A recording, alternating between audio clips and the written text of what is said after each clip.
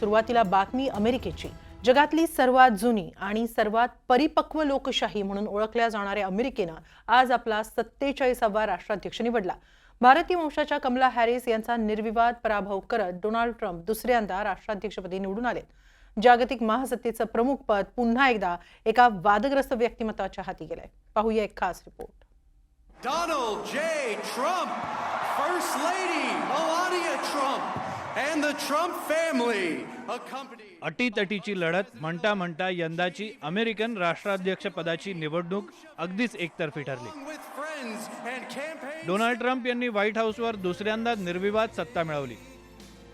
अमेरिकेतील swing states म्हणून ओळखल्या जाणाऱ्या 7 महत्त्वाच्या राज्यांमध्ये निर्भेळ यश मिळवत ट्रम्प पुन्हा एकदा जागतिक महासत्तेच्या अध्यक्षपदी विराजमान होण्यासाठी सज्ज झाले.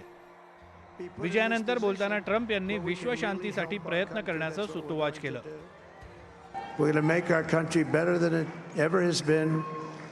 And I said that many people have told me that God spared my life for a reason.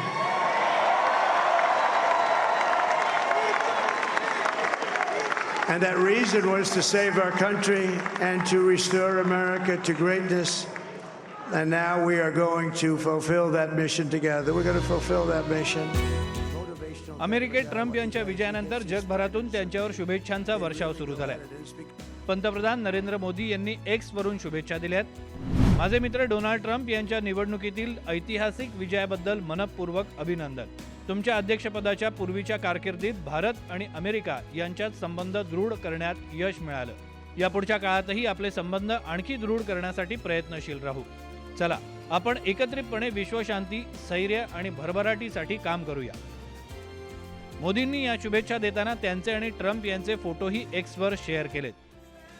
Trump यांच्या विजयामध्ये अमेरिकेत स्थायिक असणाऱ्या भारतीयांचा भक्कम पाठिंबा कामी आलाय, हे विसरून चालणार नाहीये. स्वतःला अमेरिकन इंडियन न सांगता आपण ब्लॅक वंशाचे आहोत आणि जो पंतप्रधान मोदी यांचा आणि ट्रम्प यांची जी रिलेशनशिप आहे त्याचा खूप मोठा फायदा याच्या स्विंग स्टेटमध्ये भेटला. कारण त्यामध्ये 4 लाख इंडियन अमेरिकन वोटर्स आहेत आणि मोस्टली त्या वोटरनी ट्रम्प यांना वोट केलेलं असं दिसून येत आहे. तर तो खूप मोठा, ज्या स्टेटमध्ये 10,000 20,000 वोटांनी ट्रम्प यांना आघाडी भेटली आहे ते mostly Indian dominated, Mexican dominated, Spanish dominated areas आहेत. त्यामुळे ही एक असं वातावरण तयार झालं होतं की कमला हॅरिसनं स्वतःला इंडियन अमेरिकन पेक्षा दूर ठेवण्याचा जो डेलिबरेटली प्रयत्न केला होता तो पण असं वाटतं की थोडा त्यांच्या अंगी आला आहे. ट्रम्प यांच्या प्रचाराच्या काळात अनेक महत्त्वाच्या घडामोडी झाल्या. त्यातील सर्वात मोठी घटना पेन्सिल्व्हेनिया राज्यात घडली. प्रचार सभेत ट्रम्प यांच्यावर गोळीबार झाला. गोळी ट्रम्प यांच्या कानाला चाटून गेली. बहुधा तोच निवडणुकीचा टर्निंग पॉइंट ठरला. पेन्सिल्व्हेनिया हे अमेरिकेतील सर्वात महत्त्वाच्या 3 स्विंग स्टेट्सपैकी आहे. या राज्याकडे 19 इलेक्टोरल मतं आहेत. गेल्या निवडणुकीत म्हणजे 2020 मध्ये या राज्यानं बायडन यांना पसंती दिली होती. पेन्सिल्व्हेनियामध्ये झालेल्या गोळीबारानं ट्रम्प समर्थक एकवटले आणि जोमानं प्रचाराला लागले आणि अखेर विजयश्री खेचून आणली. एकीकडे ट्रम्प आणि त्यांचे समर्थक वेगानं जोमाने प्रचार करत असताना डेमोक्रॅटिक पक्ष मात्र ऐनवेळी निवडणुकीत उमेदवारांची अदलाबदल करण्यात व्यस्त होता. नेमका इथेच घोळ झाला. आधी बायडनच दुसऱ्यांदा उमेदवार होतील अशी घोषणा झाली. त्यानंतर प्रकृती अस्वास्थ्याच्या कारणाने कमला हॅरिस यांना रिंगणात उतरवण्यात आलं. त्यांना प्रचार करण्यासाठी जेमतेम 4 महिने मिळाले आणि पराभवाची स्क्रिप्ट तिथेच लिहिली गेली. इनिशियली रेसमध्ये होते, त्यांनी नंतर ड्रॉप केलं आणि हॅरिस यांना चान्स दिला आणि तो चेंज लोकांना इतका आवडला नाही. कारण ज्यावेळेस ही ट्रम्पच्या रॅलीज होत होत्या त्या रॅलीमध्ये त्यांनी सांगितलं की Harris is not nominated candidate. She's just given opportunity because she was vice president. तर अमेरिका अशी परिपक्व डेमोक्रेसी आहे, यामध्ये सर्वांनीच तुम्ही प्रेसिडेंट जरी असाल तर एक रूल फॉलो करण्याची इमेज तयार करावी लागते. अगर तुम्ही रूल फॉलो नाही करणार तर त्यामध्ये जे स्विंग स्टेटमध्ये जे अनडिसाइडेड वोटर्स आहेत स्पेशली जे हायली एज्युकेटेड वुमन्स होते त्यांनी हॅरिस यांना इतका सपोर्ट केला नाही. इव्हन डेमोक्रॅटमध्ये जे हायेस्ट एज्युकेटेड वुमन वोटर्स आहेत त्यांनी यावेळेस कमीत कमी 4 ते 5% महिलांनी त्यांना वोट केलं नाही. त्यामुळं स्विंग स्टेट्स खूप मोठा फरक पडला आहे. अमेरिकन निवडणुकीचा आणखी एक महत्त्वाचा पैलू या निमित्तानं अधोरेखित झाला. जगातील सर्वात परिपक्व लोकशाहीचा टेंभा मिरवणाऱ्या अमेरिकेत एक असा माणूस निवडून आला जो गेल्या निवडणुकीत पराभव पचवू शकला नाही. त्याच्यावर चक्क देशद्रोहाचा खटला चालवण्याची तयारी करावी लागली. लोकशाहीत मतदार राजा सर्वोच्च असतो हे सत्य कोणालाच नाकारता येणार नाही. जर लोकशाहीच्या मूलभूत तत्वांना या मतदारानंच हात घातला तर निवडणुकीचा निकाल आजच्या सारखा लागतो. अमेरिका जरी जगातली सगळ्यात जुनी लोकशाही असली आणि अमेरिका क्लेम करत असली की लोकशाहीचा जन्म आम्ही घातला, मानव अधिकारांचा जन्म आम्ही घातला, मूलभूत अधिकारांचा जन्म आमच्या राज्यघटनेमध्ये झाला, असं असलं तरी अमेरिकेच्या लोकशाहीमध्ये कमालीचे विरोधाभास आहेत आणि या विरोधाभासाचं प्रतिबिंब त्यांच्या ह्या नुकत्याच झालेल्या निवडणुकांमधनं दिसून येतं. त्यांच्या अलीकडच्या सर्व निवडणुका आता त्यांच्या न्यायव्यवस्थेला सोडवाव्या लागत आहेत. कमालीचं ध्रुवीकरण झालेलं आहे. त्यांच्याकडे प्रेसिडेन्शियल कॅन्डिडेटवरती असॅसिनेशनचे अटेम्प्ट होत आहेत. इतकं पराकोटीचा विरोधाभास दिसून येतो. आणि सर्वात महत्वाचं म्हणजे दोनदा असं झालं की ज्या वेळेला 250 वर्षाच्या अमेरिकेच्या लोकशाहीच्या इतिहासामध्ये एकही महिला आतापर्यंत अमेरिकेची राष्ट्राध्यक्ष झाली नाही. आणि दोनदा जेव्हा हा प्रसंग आला त्या वेळेला काही गोष्टी अशा पद्धतीने घडलेल्या आहेत की जेणेकरून एखादी महिला ही राष्ट्राध्यक्ष बनू नये अशा दृष्टिकोनातून झालेलं आहे. यावेळेला विशेष करून अमेरिकेचा काऊ बेल्ट जो आहे जिथं 67% त्यांचे नेटिव्ह आहेत आणि जो अत्यंत कन्झर्वेटिव्ह क्लास म्हणून ओळखला जातो तो मोठ्या प्रमाणावरती बाहेर आला आणि त्यांनी डोनाल्ड ट्रम्पला मतदान केलेलं आहे. यावरनं स्पष्टपणे दिसतं की अजूनही मेल डॉमिनेटेड एक कोलोनियल माइंडसेट असणारा हा जो वर्ग आहे त्याचं प्रतिबिंब ह्या निवडणुकांमध्ये दिसून येतं. ट्रम्प यांनी मतदानाच्या अखेरच्या टप्प्यात हिंदूंवर बांगलादेशात झालेल्या अत्याचाराचा मुद्दा प्रचारात आणला होता. ट्रम्प यांच्या गेल्या टर्ममध्ये भारत आणि अमेरिकेचे संबंध सर्व स्तरावर सुधारले होते यातही शंका नाही. त्यामुळे भारताच्या दृष्टीनं ट्रम्प यांचा विजय फायद्याचा ठरेल असं चित्र आहे. पण तात्यांचा इतिहास बघता त्यांची मती कधी फिरेल हे सांगता येत नाही. त्यामुळे आगे आगे देखो होता है क्या इतकंच म्हणणं सध्या आपल्या हातात आहे. Bureau report NDTV Marathi. अमेरिकेत ट्रम्प यांचं पुनरागमन कसं झालं, अमेरिकेची नेमकी निवडणूक कशी पार पडली याविषयी आता पुढे आपण जाणून घेणार आहोत. 2024ची अमेरिकन निवडणूक अगदी जवळून अनुभवणारे भारतीय पत्रकार मयांक भागवत सध्या मिसरी राज्यातल्या सेंट लुईस शहरातून आपल्याबरोबर आता उपस्थित आहेत. मयांक, तुमचं खूप खूप स्वागत आहे NDTV मराठीवर. थँक्यू हेमाली. मयांक, नेहमीच अमेरिकेच्या निवडणुकीमध्ये स्विंग स्टेट्स महत्त्वाची भूमिका बजावतात. स्विंग स्टेट्सची नेमकी काय भानगड असते? हेमाली, अमेरिकेमध्ये 50 राज्य आहेत आणि या राज्यांमधली जवळपास 40 ते 42 अशी राज्य आहेत. ही राज्य रिपब्लिकन किंवा डेमोक्रॅट म्हणजे ब्लू किंवा रेड अशा राज्यांमध्ये विभागली गेलेली आहेत. मात्र काही राज्य अशी आहेत ज्यामध्ये नॉर्थ कॅरोलायना आहे, पेन्सिल्व्हेनिया आहे, जॉर्जिया आहे, विस्कॉन्सिन आहे, त्यानंतर ॲरिझोना, नेवाडा, मिशिगन यांसारखी ही 7 राज्य आहेत. ही राज्य कधी डेमोक्रॅटिक पक्षाला वोट करतात तर कधी रिपब्लिकन पक्षाकडे जातात.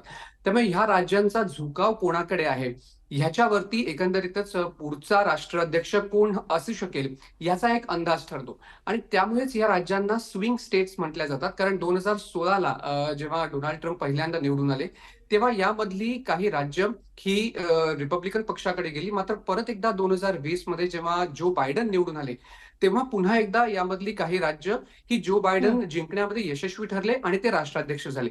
त्यामुळे ही 7 राज्य ही स्विंग स्टेट्स होती. आणि या राज्यामध्ये जे इलेक्टोरल कॉलेज जे मतदान आहे, अमेरिकेमध्ये थेट राष्ट्राध्यक्षांना मतदान न करता इलेक्टोरल कॉलेजला मतदान होतं. त्यामुळे ह्या राज्यांमधली जी इलेक्टोरल कॉलेजेस आहेत यांना तेवढंच महत्व प्राप्त होतं.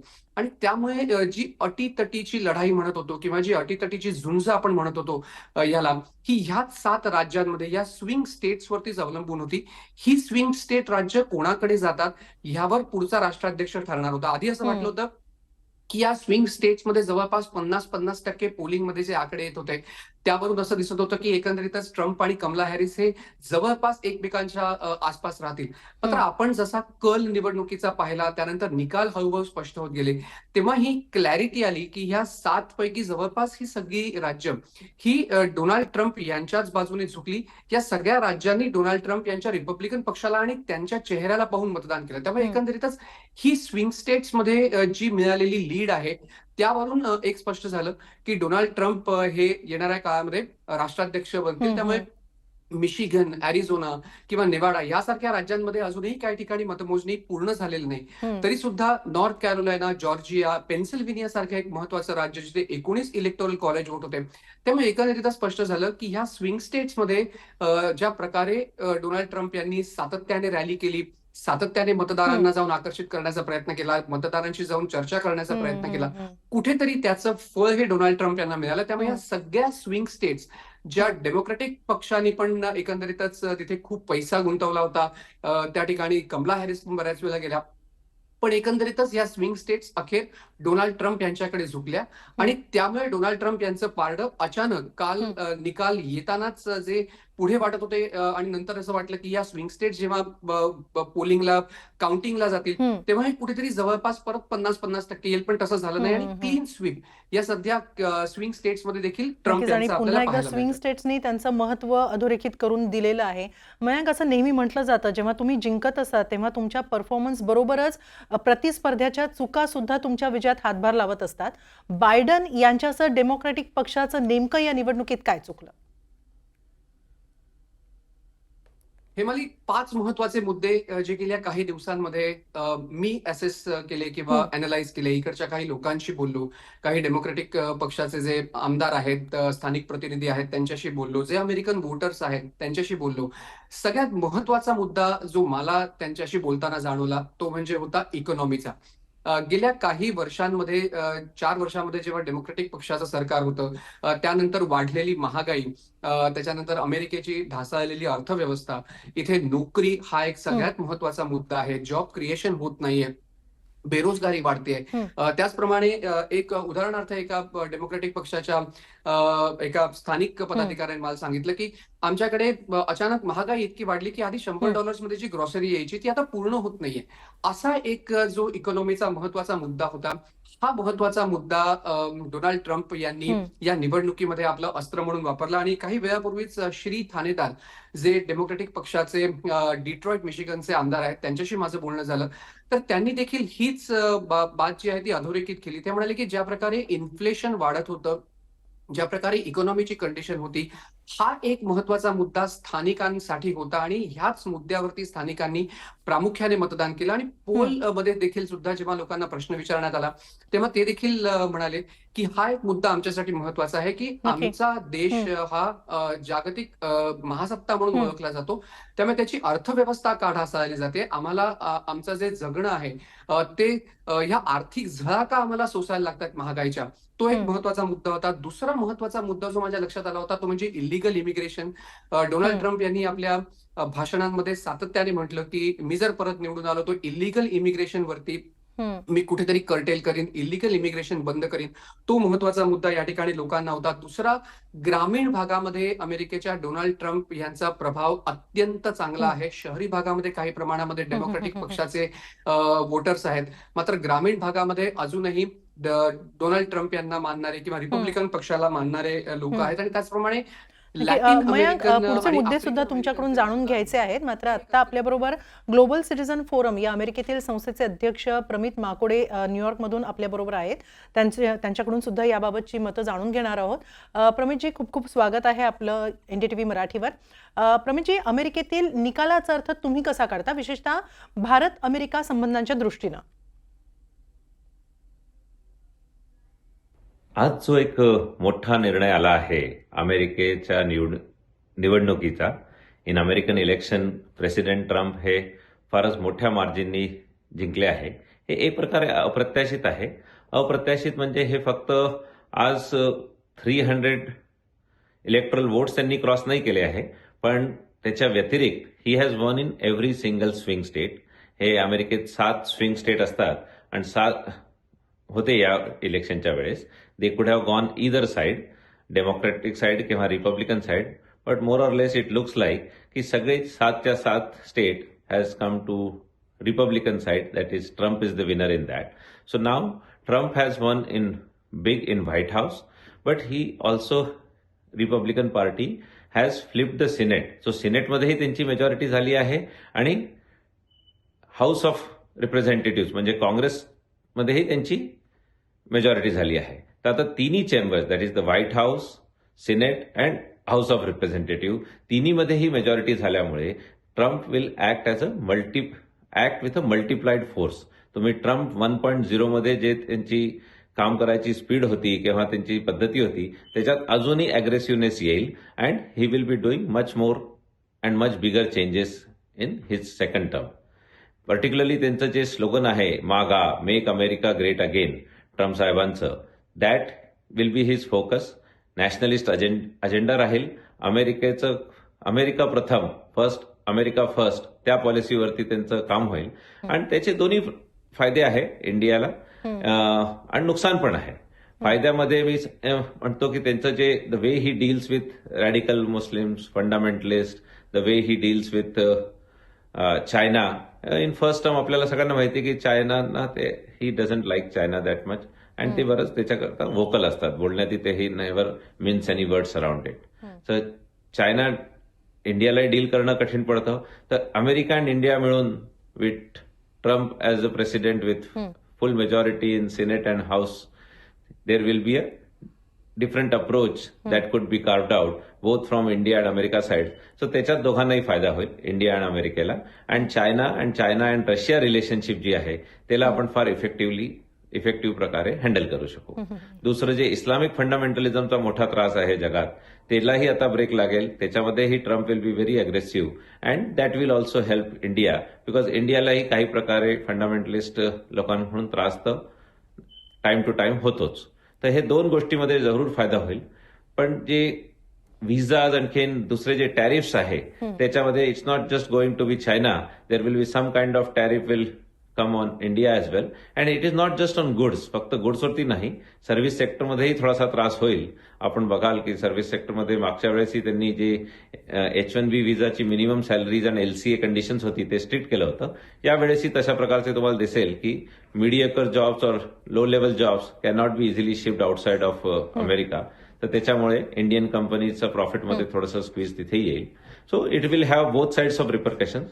पण आपले माननीय प्रधानमंत्रीजींचे आणि ट्रम्पचे गेल्या 8-10 वर्षापासून फारच चांगले संबंध आहे आणि ती जी इक्वेशन आहे, ती जी केमिस्ट्री आहे, that is going to help both America and India. And hope that this new leadership in with 2.0 version of new leadership will be helpful for India. And definitely one side of it that Hindus करता त्यांनी फार चांगलं tweet पण केलं आहे publicly, प्रायव्हेटमध्ये लोकांशी बोललेले आहेत. तर for Hindus and for Indians now we will have a true friend in White House and the relationship between the prime minister and the president will not only just keep remain at the top, त्यांनी आपल्या सगळ्यांनाही आणि दोन्ही देशाला बराच फायदा होईल. याच अपेक्षेने मी आपल्याला थँक्यू, नमस्कार. खूप खूप धन्यवाद प्रमितजी ही माहिती दिल्याबद्दल, ही चर्चा केल्याबद्दल. मयांक, आपण आताच प्रमितजींना ऐकलेलं आहे, भारतीयांसाठी ही चांगली बाब आहे असं त्यांनी म्हटलेलं आहे. कारण म्हणजे भारतीय लोकांना असंही वाटत होतं की कमला हॅरिस या भारतीय वंशाच्या आहेत, त्यामुळे भारतीय अमेरिकन लोकांचा तिथे कमला हॅरिस यांना पाठिंबा मिळेल. मात्र ते ट्रम्प यांच्या मागे गेले. त्याचं एक प्रकारे उत्तर त्यांनी दिलेलं आहे. मात्र त्याचबरोबर मेक अमेरिकन ग्रेट अगेन ही घोषणा सुद्धा ट्रम्प यांनी दिली आणि ती प्रभावी ठरली. यामागची काय कारण आहेत? हिमालय, सगळ्यात महत्वाचं म्हणजे भारतीय अमेरिकनचा या ठिकाणी जो वोटिंग पॅटर्न आहे किंवा वोटिंग टक्का आहे फक्त 1% आहे. पण ह्या वेळेला ते स्प्लिट दिसून आले. बहुतांश भारतीय अमेरिकन्स हे डेमोक्रॅटिक पक्षाच्या सोबत जाताना आपल्याला पाहायला मिळतात. मात्र ह्या वेळेला याच्यामध्ये काही वेळापूर्वी माझं श्री ठाणेदार यांच्याशी बोलणं झालं. ते स्वतः डेमोक्रॅटिक पक्षाचे आमदार आहेत. त्यांच्या म्हणण्याप्रमाणे की ह्या वेळेला हा संपूर्ण टक्का हा स्प्लिट झाला आणि काही प्रमाणामध्ये हे वोट्स डोनाल्ड ट्रम्प यांच्या देखील मागे गेले. त्यामुळे भारतीय अमेरिकन्सचा झुकाव यावेळेला ट्रम्प यांच्याकडे होता. याची कारणं अनेक वेगळी आहेत आणि त्याचसोबत मेक अमेरिका ग्रेट अगेन जी घोषणा दिली होती, ही खास करून घोषणा ही स्थानिक अमेरिकन लोकांपर्यंत पोहोचली. आणि ही का पोहोचली? कारण स्थानिक अमेरिकन लोकांचं असं म्हणणं होतं की जगभरामध्ये विविध ठिकाणी जी युद्ध चाललेली आहेत त्या ठिकाणी अमेरिकेने जाऊन का मदत करावी? आमच्या टॅक्सपेअरचा पैसा त्या ठिकाणी वाया का घालवावा? ज्या प्रकारे ट्रम्प म्हणाले की मी असताना अशा प्रकारचं कुठलंच युद्ध झालं नाही. त्यामुळे एक महत्वाचा मुद्दा तोही होता की टॅक्सपेअरचा पैसा हा बाहेर का जातोय? दुसरा महत्वाचा मुद्दा होता जो इकॉनॉमीचा, ज्यावरती कमला हॅरिस कधीच एक सक्षम किंवा असं एक थेट उत्तर देऊ शकला नाही. त्यांना विचारलं होतं की बायडन ॲडमिनिस्ट्रेशनमध्ये तुम्ही व्हाईस प्रेसिडेंट होतात, त्याच्यापेक्षा वेगळं तुम्ही काय कराल? इकॉनॉमीसाठी काय कराल? लोकांसाठी काय कराल? तेव्हा त्यांनी असं म्हटलं की मला आता तरी काही सुचत नाहीये. त्यामुळे कुठेतरी ह्या गोष्टींमध्ये जी मेक अमेरिका ग्रेट अगेन जी एक स्लोगन ट्रम्प यांनी दिली, त्यामध्ये त्यांनी म्हटलं की मी इन्फ्लेशन कमी करीन, मी जी आर्थिक झळ लोकांना बसते महागाईची ती कमी करेन, मी या सगळ्या गोष्टींमध्ये जे टॅक्स टॅरिफ असू दे किंवा बाहेर जाणारा पैसा असू दे ह्यावर बंधनं आणीन, मी इलिगल इमिग्रेशन कमी करीन. ह्या सगळ्या ज्या सामान्य माणसांच्या घोषणा आहेत, या सामान्य माणसांच्या घोषणा यांची जी साध आहे ती थेट कुठेतरी डोनाल्ड ट्रम्प यांची सामान्य अमेरिकन्सना पर्यंत पोहोचली. आणि त्यामुळे यंग अमेरिकन असू दे किंवा फर्स्ट टाइम अमेरिकन वोटर्स असू दे, ह्यांच्यामध्ये डोनाल्ड ट्रम्प यांच्या बाबत फार उत्साह होता.